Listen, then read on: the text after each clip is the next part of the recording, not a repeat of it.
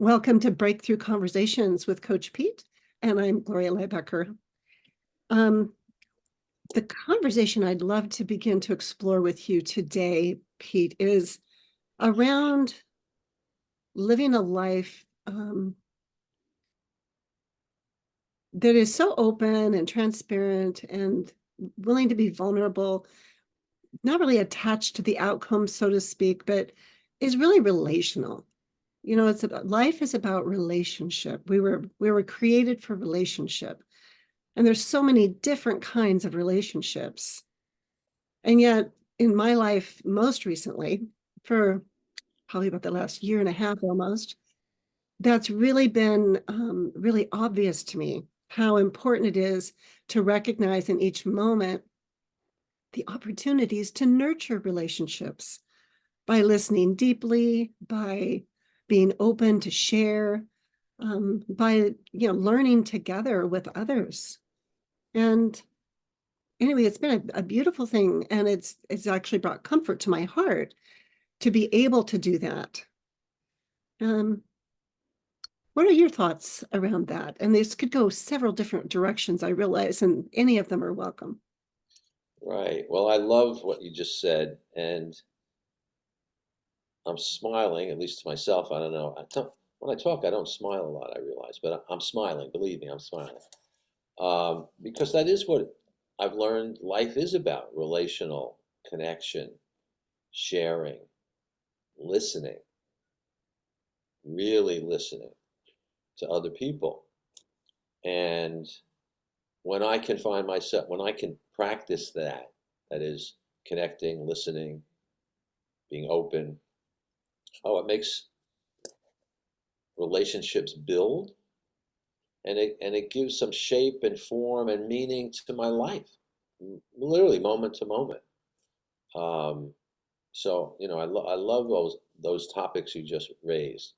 So important to me, and increasingly important, as my two young men, not so young men, grow up, our sons, and Mhm. they take on relationships and they merge with other families, and then there's a bigger merger.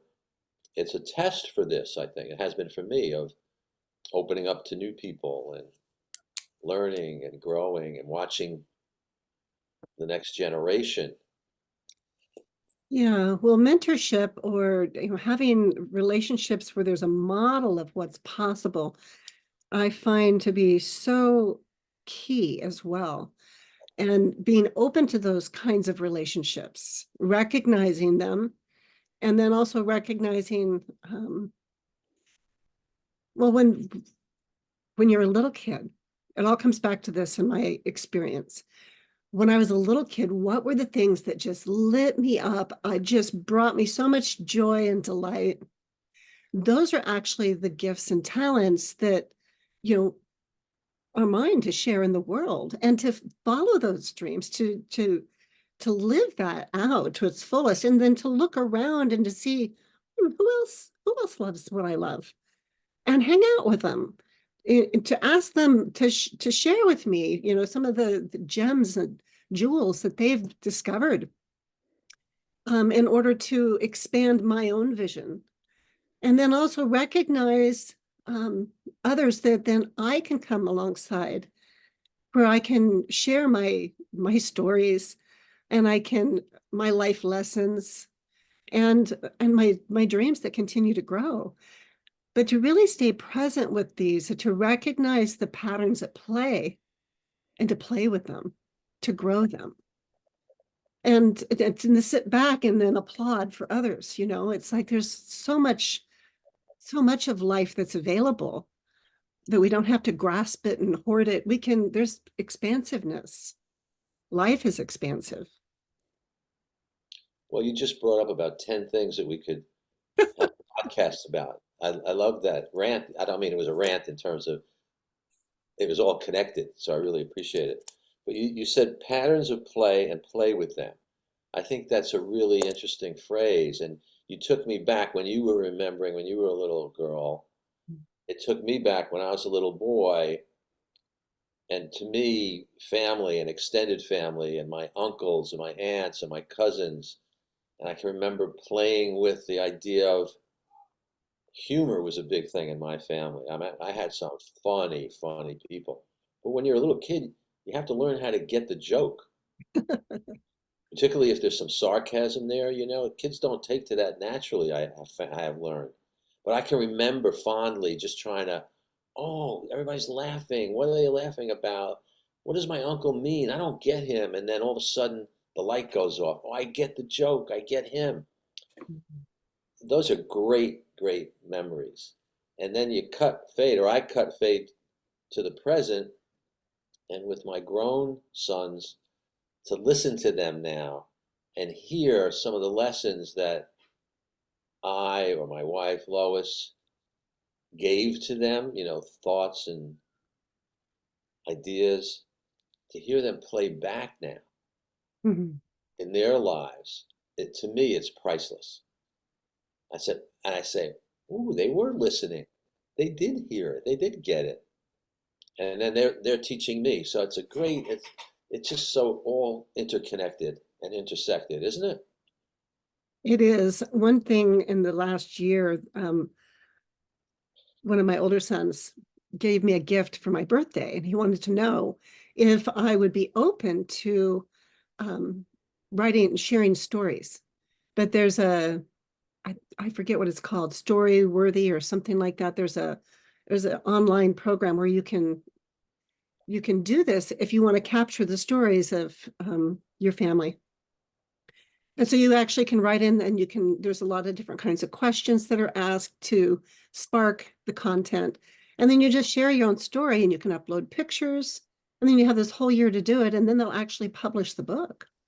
And so I've been for the last year writing stories. And it's been such a fun thing to do. But I think what I'm going to do is I'm going to ask, can I extend it out a little bit? Because I want to be able to go back and find pictures that would accompany that to really flesh it out, because I realize how important it is and how much I would have loved to have a storybook like that for my grandparents, or great grandparents. It's a heritage. It's something that you pass on.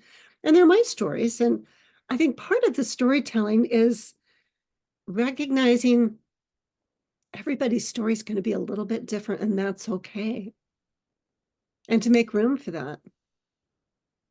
Absolutely powerful. I had a client years ago, it's reminding me, and she was a writer, and she created, maybe it's that website, I don't know. She created a business for helping people and families create legacy books of Mhm. life stories. And it sounds similar to what you're talking about, if not the same thing.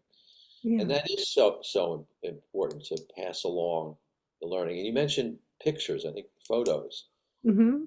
I use family albums in my coaching sometimes with people.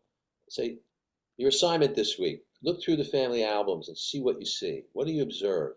You can learn a lot from, these are still pictures, and certainly you can learn a lot from videos too. But the family albums can tell a lot if you look at them with fresh eyes as an adult from when you were a kid. You can see patterns, you can see who's near who's touching who. I had a client once who said, "Oh my goodness, Coach Pete, I saw when I stopped smiling."